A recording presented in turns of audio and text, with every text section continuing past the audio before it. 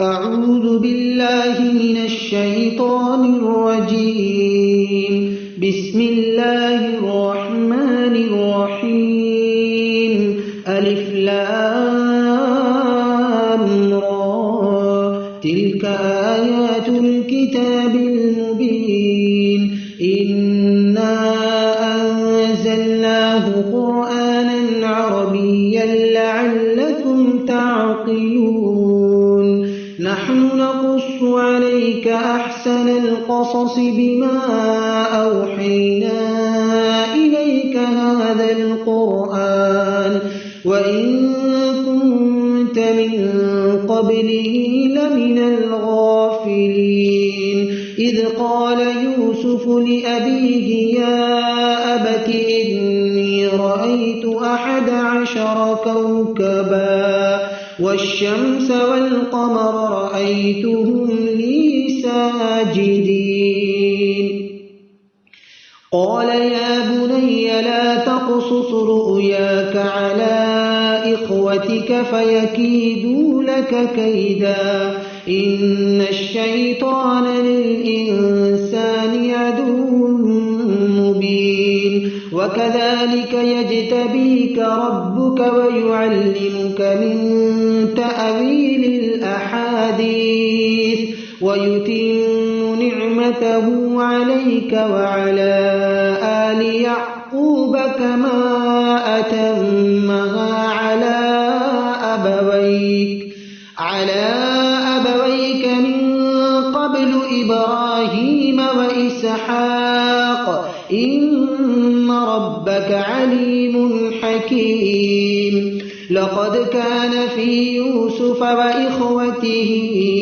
آيات للسائلين إذ قالوا ليوسف وأخوه أحب إلى أبينا منا ونحن عصبة إن أبانا لفي ضلال مبين. اقتلوا يوسف أو اطرحوه أرضا يخل لكم وجه أبيكم وتكونوا من بعده قوما صالحين. قال قائل منهم لا تقتلوا يوسف وألقوه في غيابة الجب يلتقطه بعض السيارة إن كنتم فاعلين. قالوا يا أبانا ما لك لا تأمنا على يوسف وإنا له لناصحون. أرسله معنا غدا يرتع ويلعب وإنا له لحافظون. قال إني ليحزنني أن تذهبوا به وأخاف أن يأكله الذئب وأنتم عنه غافلون. قالوا لئن أكله الذئب ونحن عصبة إنا إذا لخاسرون. فلما ذهبوا به وأجمعوا أن يجعلوه في غيابة الجب وأوحينا إليه لتنبئنهم بأمرهم هذا وهم لا يشعرون. وجاءوا أباهم عشاء يبكون. قالوا يا أبانا إنا ذهبنا نستبق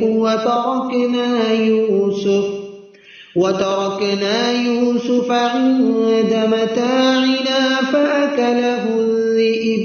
وما أنت بمؤمن لنا ولو كنا صادقين. وجاءوا على قميصه بدم كذب قال بل سولت لكم أنفسكم أمرا فصبر جميل والله المستعان على ما تصفون وجاءت سيارة فأرسلوا واردهم فأدلى دلوه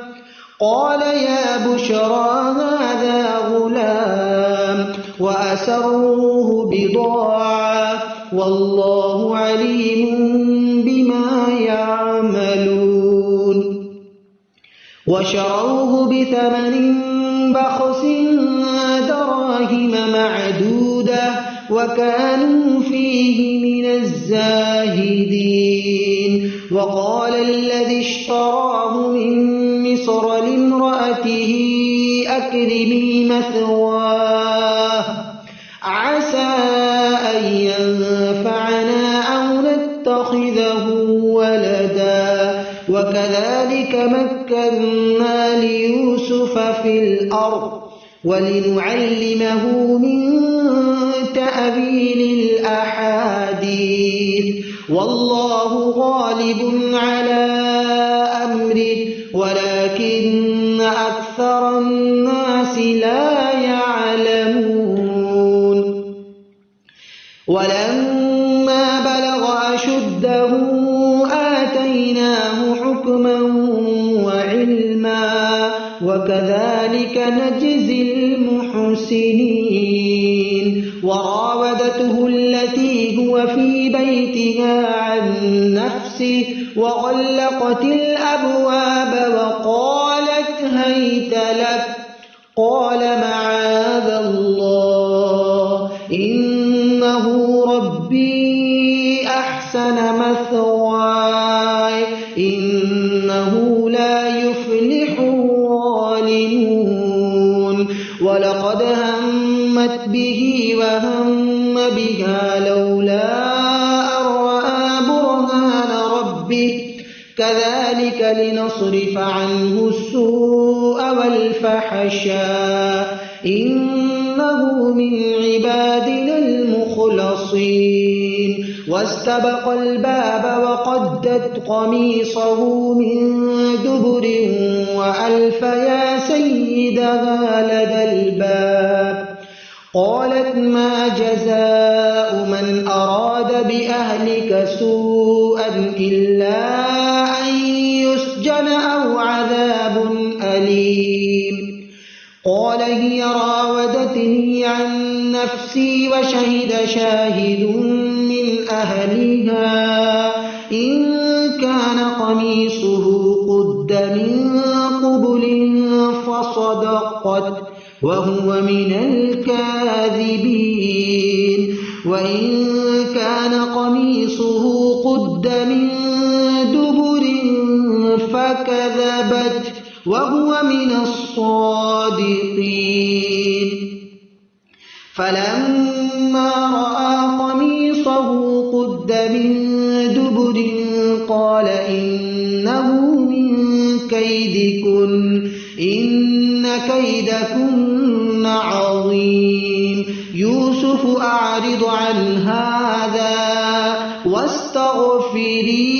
لذنبك إنك كنت من الخاطئين وقال نسوة في المدينة امرأة العزيز تراود فتاها عن نفسه قد شغفها حبا إنا لنراها في ضلال مبين فلما سمعت بمكرهن أرسلت إليهن وأعتدت لهن متكأ وآتت كل واحدة منهن سكينا وقالت اخرج عليهن فلما رأينه أكبرنه وقطعن أيديهن وقلن حاش لله ما هذا بشرا إن هذا إلا ملك كريم قالت فذلكن الذي لمتنني فيه ولقد راودته عن نفسه فاستعصم ولئن لم يفعل ما آمره ليسجنن وليكونن من الصاغرين قال رب السجن أحب إلي مما يدعونني إليه وإلا تصرف عني كيدهن أصب إليهن وأكن من الجاهلين فاستجاب له ربه فصرف عنه كيدهن إنه هو السميع العليم ثم بدا لهم من بعد ما رأوا الآيات ليسجننه حتى حين ودخل معه السجن فتيان قال أحدهما إني أراني أعصر خمرا وقال الآخر إني أراني أحمل فوق رأسي خبزا تأكل الطير منه نبئنا بتأويله إنا نراك من المحسنين قال لا يأتيكما طعام ترزقانه إلا نبأتكما بتأويله قبل أن يأتيكما ذلكما مما علمني ربي إني تركت ملة قوم لا يؤمنون بالله وهم بالآخرة هم كافرون واتبعت ملة آبائي إبراهيم وإسحاق ويعقوب ما كان لنا أن نشرك بالله من شيء ذلك من فضل الله علينا وعلى الناس ولكن أكثر الناس لا يشكرون يا صاحبي السجن أأرباب متفرقون خير أم الله الواحد القهار يا صاحبي السجن أأرباب متفرقون خير أم الله الواحد القهار ما تعبدون من دونه إلا أسماء سميتموها أنتم وآباؤكم ما أنزل الله بها من سلطان إن الحكم إلا لله أمر ألا تعبدوا إلا إياه ذلك الدين القيم ولكن أكثر الناس لا يعلمون يا صاحبي السجن أما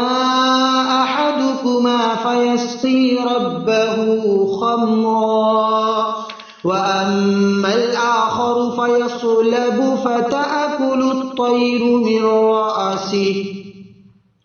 وأما الآخر فيصلب فتأكل الطير من رأسه قضي الأمر الذي فيه تستفتيان وقال للذي ظن أنه ناج منهما اذكرني عند ربك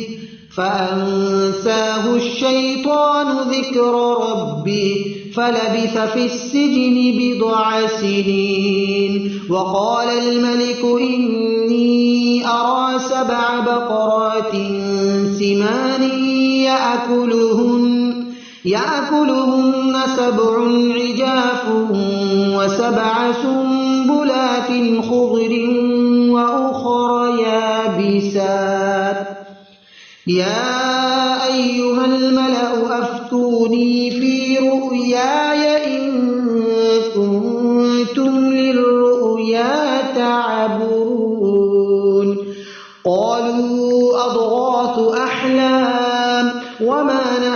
بتأويل الأحلام بعالمين. وقال الذي نجا منهما وادكر بعد أمة أنا أنبئكم بتأويله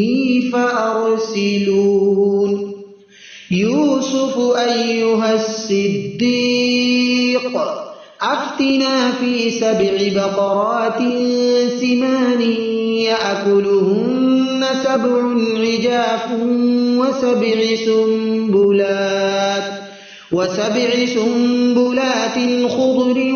وأخر يابسات لعلي أرجع إلى الناس لعلهم يعلمون. قال تزرعون 7 سنين دأبا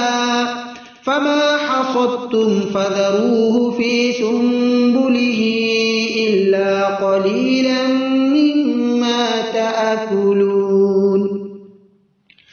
ثم يأتي من بعد ذلك 7 شداد يأكلن ما قدمتم لهن إلا قليلا مما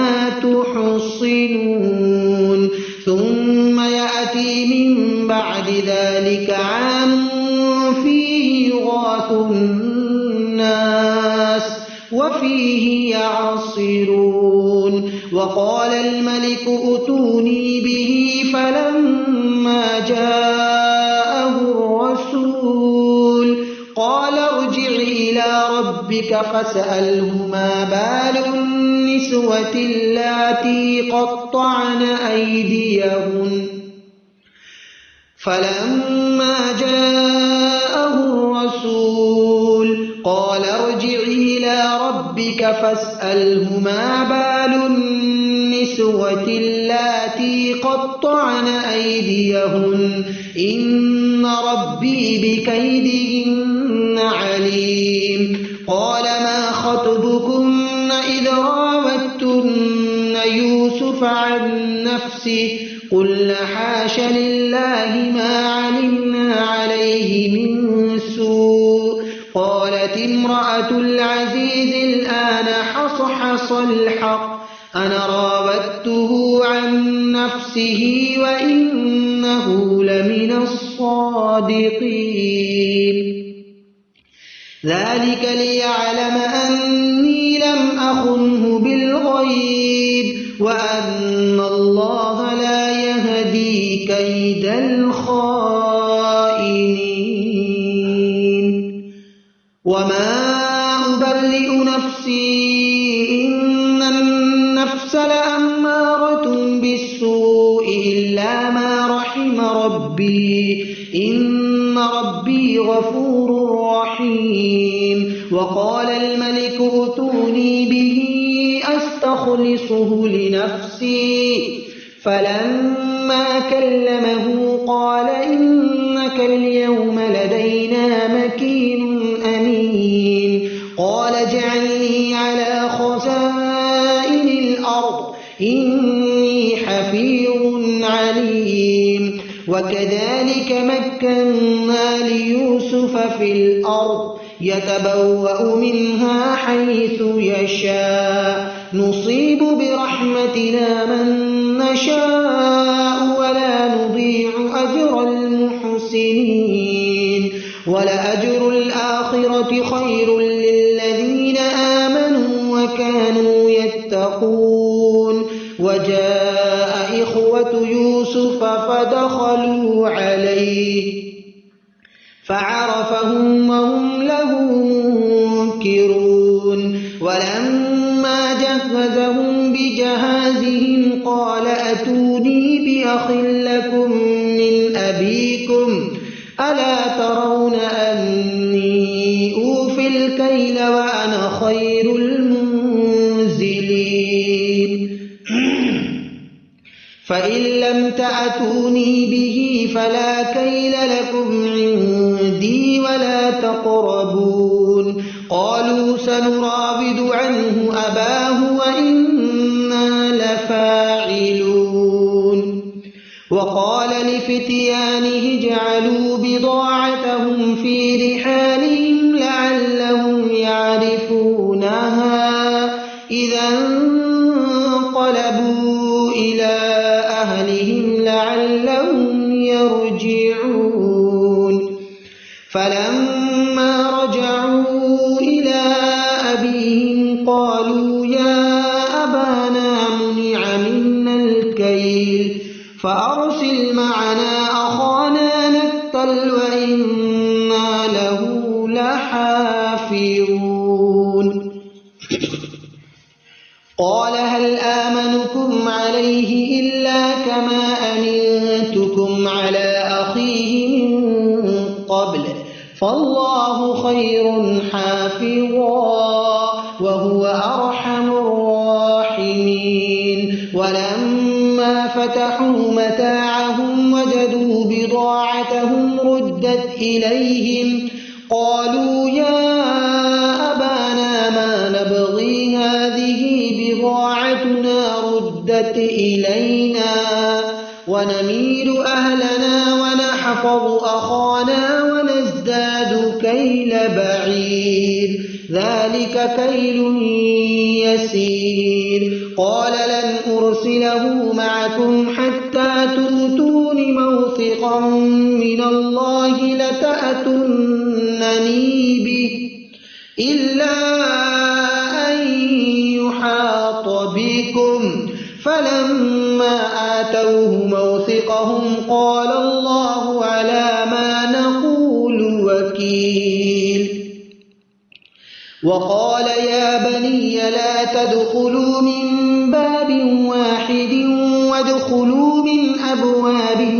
متفرقة وما أغني عنكم من الله من شيء إن الحكم إلا لله عليه توكلت وعليه فليتوكل المتوكلون ولما دخلوا من حيث أمرهم أبوهم ما كان يغني عنهم من الله من شيء إلا حاجة في نفس يعقوب قضاها وإنه لذو علم لما علمناه ولكن أكثر الناس لا يعلمون ولما دخلوا على يوسف آوى إليه أخاه قال إني أنا أخوك فلا تبتئس بما كانوا يعملون فلما جهزهم بجهازهم جعل السقاية في رحل أخيه ثم أذن مؤذن أيتها العير إنكم لسارقون قالوا وأقبلوا عليهم ماذا تفقدون قالوا نفقد صواع الملك ولمن جاء به حمل بعير وأنا به زعيم قالوا تالله لقد علمتم ما جئنا لنفسد في الأرض وما كنا سارقين قالوا فما جزاؤه إن كنتم كاذبين قالوا جزاؤه من وجد في رحله فهو جزاؤه كذلك نجزي الظالمين فبدأ بأوعيتهم قبل وعاء أخيه ثم استخرجها من وعاء أخيه كذلك كدنا ليوسف ما كان ليأخذ أخاه في دين الملك إلا أن يشاء الله نرفع درجات من نشاء وفوق كل ذي علم عليم قالوا إن يسرق فقد سرق أخ له من قبل فأسرها يوسف في نفسه ولم يبدها لهم قال أنتم شر مكانا والله أعلم بما تصفون قالوا يا أيها العزيز إن له أبا شيخا كبيرا فخذ أحدنا مكانه إنا نراك من المحسنين قال معاذ الله أن نأخذ إلا من وجدنا متاعنا عنده إنا إذا لظالمون فلما استيئسوا منه خلصوا نجيا قال كبيرهم ألم تعلموا أن أباكم قد أخذ عليكم موثقا من الله ومن قبل ما فرطتم في يوسف فلن أبرح الأرض حتى يأذن لي أبي أو يحكم الله لي وهو خير الحاكمين ارجعوا إلى أبيكم فقولوا يا أبانا إن ابنك سرق وما شهدنا إلا بما علمنا وما كنا للغيب حافظين واسأل القرية التي كنا فيها والعير التي أقبلنا فيها وإنا لصادقون قال بل سولت لكم أنفسكم أمرا فصبر جميل عسى الله أن يأتيني بهم جميعا إنه هو العليم الحكيم وتولى عنهم وقال يا أسفا على يوسف وابيضت عيناه من الحزن فهو كظيم قالوا تالله تفتأ تذكر يوسف حتى تكون حرضا أو تكون من الهالكين قال إنما أشكو بثي وحزني إلى الله وأعلم من الله ما لا تعلمون يا بني يذهبوا فتحسسوا من يوسف وأخيه ولا تيأسوا من روح الله إنه لا ييأس من روح الله إلا القوم الكافرون فلما دخلوا عليه قالوا يا أيها العزيز مسنا وأهلنا الضر وجئنا ببضاعة مزجاة فأوف لنا الكيل وتصدق علينا إن الله يجزي المتصدقين قال هل علمتم ما فعلتم بيوسف وأخيه إذ أنتم جاهلون قالوا أئنك لأنت يوسف قال أنا يوسف وهذا أخي قد من الله علينا إنه من يتق ويصبر فإن الله لا يضيع أجر المحسنين قالوا تالله لقد آثرك الله علينا وإن كنا لخاطئين قال لا تثريب عليكم اليوم يغفر الله لكم وهو أرحم الراحمين اذهبوا بقميصي هذا فألقوه على وجه أبي يأت بصيرا وأتوني بأهلكم أجمعين ولما فصلت العير قال أبوهم إني لأجد ريح يوسف لولا أن تفندون قالوا تالله إنك لفي ضلالك القديم فلما أن جاء البشير ألقاه على وجهه فارتد بصيرا قال ألم أقل لكم إني أعلم من الله ما لا تعلمون قالوا يا أبانا استغفر لنا ذنوبنا إنا كنا خاطئين قال سوف أستغفر لكم ربي إنه هو الغفور الرحيم فلما دخلوا على يوسف آوى إليه أبويه وقال ادخلوا مصر إن شاء الله آمنين ورفع أبويه على العرش وخروا له سجدا وقال يا أبت هذا تأويل رؤياي من قبل قد جعلها ربي حقا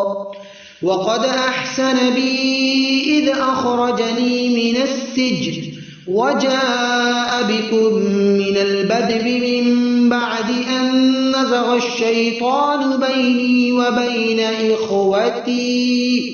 إن ربي لطيف لما يشاء إنه هو العليم الحكيم رب قد آتيتني من الملك وعلمتني من تأويل الأحاديث فاطر السماوات والأرض أنت ولي في الدنيا والآخرة توفني مسلما وألحقني بالصالحين ذلك من أنباء الغيب نوحيه إليك وما كنت لديهم إذ أجمعوا أمرهم وهم يمكرون وما أكثر الناس ولو حرصت بمؤمنين وما تسألهم عليه من أجر إن هو إلا ذكر للعالمين